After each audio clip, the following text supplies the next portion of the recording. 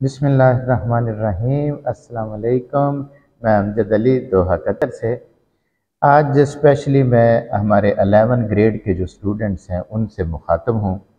आज जो हम डिस्कस करने जा रहे हैं वो है 11 ग्रेड के लिए फेडरल बोर्ड की तरफ से जो नया पेपर पैटर्न इंट्रोड्यूस कराया गया है एग्ज़ाम के लिए, प्रैक्टिकल के एग्ज़ाम के लिए, हम उसकी बात करेंगे।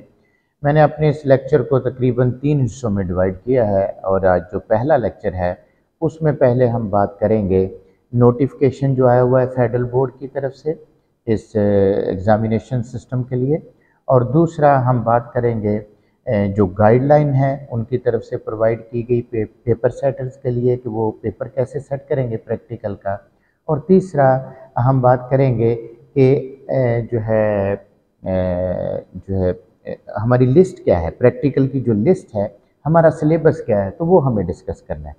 सबसे पहले अगर नोटिफिकेशन की बात करें, जो फेडरल बोर्ड की तरफ से नोटिफिकेशन आया है वो आया है तकरीबन 6 अक्टूबर को, इसी मंथ की 6 अक्टूबर को आया है। अभी हम उसकी बात करते हैं, फिर हम गाइडलाइन की बात करते हैं जो भी पेपर सेटर के लिए है, और एट द एंड हम प्रैक्टिकल की जो लिस्ट उन्होंने प्रोवाइड की है जिसमें से आपका एग्ज़ाम होगा 2024 में, वो हम अभी डिस्कस करते हैं। तो वन बाय वन इन चीज़ों को हम डिस्कस करते हैं। सबसे पहले अगर नोटिफिकेशन की बात करें तो नोटिफिकेशन ये है कि आपका अब जो एग्ज़ाम होगा 2024 में एसएससी 1 और एचएसएससी 1 यानी प्रेजेंट जो 9 ग्रेड है और प्रेजेंट 11 ग्रेड, और उनके physics, chemistry, biology, computer science, इन सब का प्रैक्टिकल का जो पुराना सिस्टम है, प्रैक्टिकल के एग्ज़ाम को जो तरीक़ाकार वो चेंज कर दिया गया है। अब इसको वो कह रहे हैं अल्टरनेटिव टू प्रैक्टिकल। तो अब असेसमेंट का जो तरीक़ाकार है वो चेंज है, और वो क्या है उसकी अभी हम बात करते हैं। सबसे पहले अब गाइडलाइंस जो कि पेपर सेटर्स के लिए होंगी यानी एग्ज़ामिनर्स के लिए होंगी, लेकिन वो आपको भी अगर पता है तो आप उसके मुताबिक फिर तैयारी कर सकते हैं अपने एग्ज़ाम की, जिसमें आपका जो पेपर होगा अब इस नए पैटर्न के मुताबिक, जिसको हम कह रहे हैं प्रैक्टिकल बेस असेसमेंट पेपर। इस पेपर में आपके 2 सेक्शन होंगे। एक होगा सेक्शन ए जिसमें एक क्वेश्चन होगा और उस क्वेश्चन के डिफरेंट पार्ट्स होंगे, ठीक है। और इसी तरह से फिर सेक्शन बी जो होगा वहाँ पर भी एक क्वेश्चन होगा और उसके भी पार्ट्स होंगे।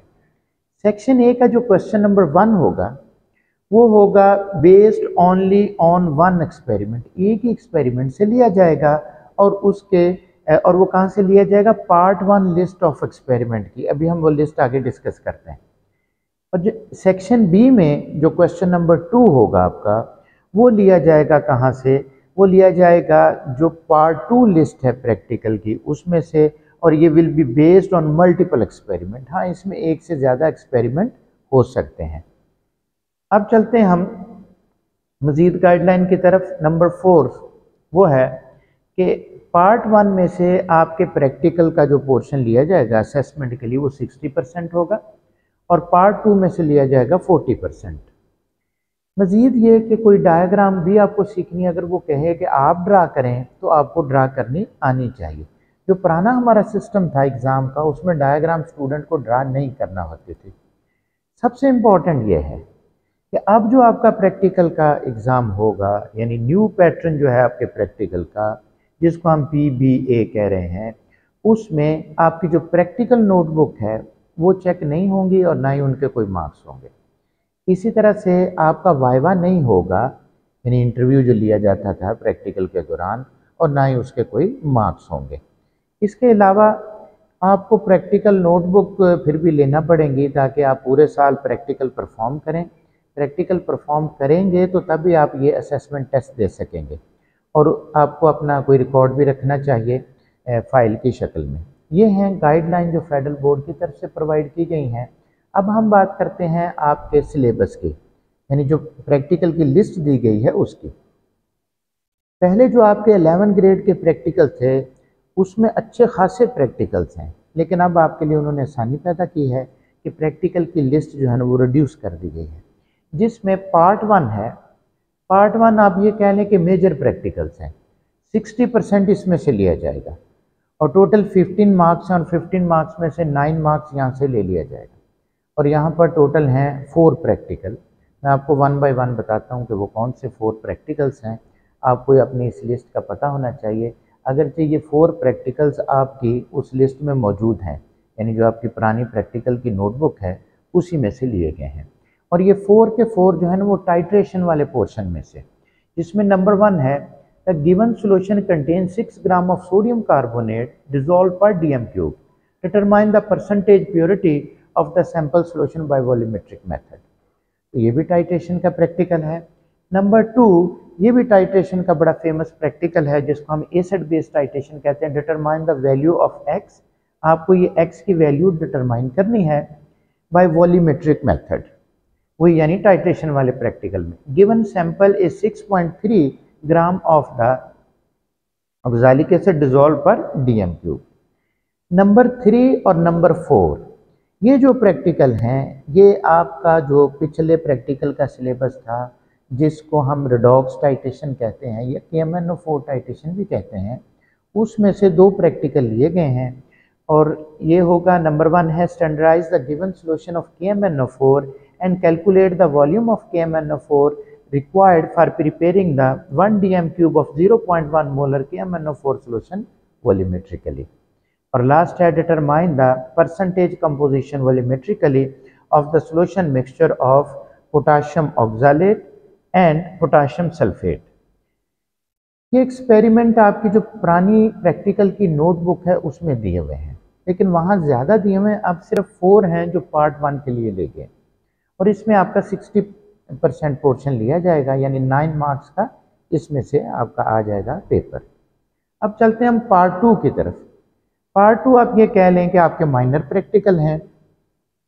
पार्ट 2 की जो लिस्ट है उसमें से 40% लिया जाएगा और 6 मार्क्स का आपका पेपर यहाँ से आएगा।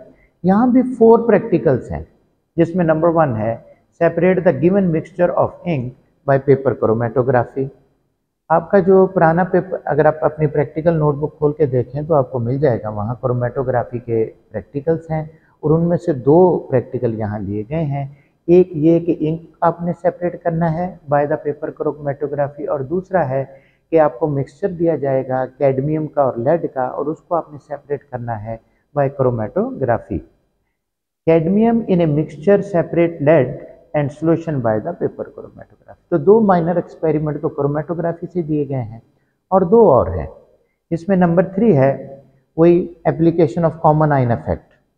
Purify A given sample of sodium chloride by passing the HCl gas. HCl gas को पास करके आपको इम्प्योर सोडियम क्लोराइड को प्योरीफाई करना है। ये एक हो गया एक्सपेरिमेंट। अब नंबर 4 है determine the heat of neutralisation and neutralisation of sodium hydroxide and hydrochloric acid. ये न्यूट्रलाइजेशन का एक एक्सपेरिमेंट पहले से मौजूद है आपकी प्रैक्टिकल नोटबुक में, अब इस लिस्ट में डाल दिया गया है। जो आपकी पार्ट 2 यानी माइनर प्रैक्टिकल की लिस्ट है जिसमें 6 मार्क्स का आपका पेपर आएगा, उसके ये 4 प्रैक्टिकल हैं। 2 क्रोमेटोग्राफी से हैं, एक ये कॉमन आयन इफेक्ट वाला है और एक ये हीट ऑफ न्यूट्रलाइजेशन आपने फाइंड करनी है। तो मैंने आज के लेक्चर में आपको एक्सप्लेन किया, एक तो नोटिफिकेशन जो फेडरल बोर्ड की तरफ से आया हुआ है आपके 11 ग्रेड के नए प्रैक्टिकल के एग्ज़ाम के हवाले से, और दूसरा मैंने आपको गाइडलाइन बताई कि आप जो है वो प्रैक्टिकल नोटबुक नहीं चेक होंगी, वाइवा वॉइस वो नहीं होगा, और आखिर में जो सबसे इम्पॉर्टेंट है प्रैक्टिकल की लिस्ट, यानी आपको पता हो कि मेरे प्रैक्टिकल का सिलेबस क्या है।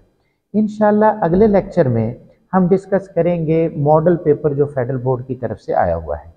और क्योंकि लेक्चर की लेंथ ज़्यादा ना हो इसलिए मेरी कोशिश है कि इस मैंने पूरे टॉपिक को 3 हिस्सों में डिवाइड किया है।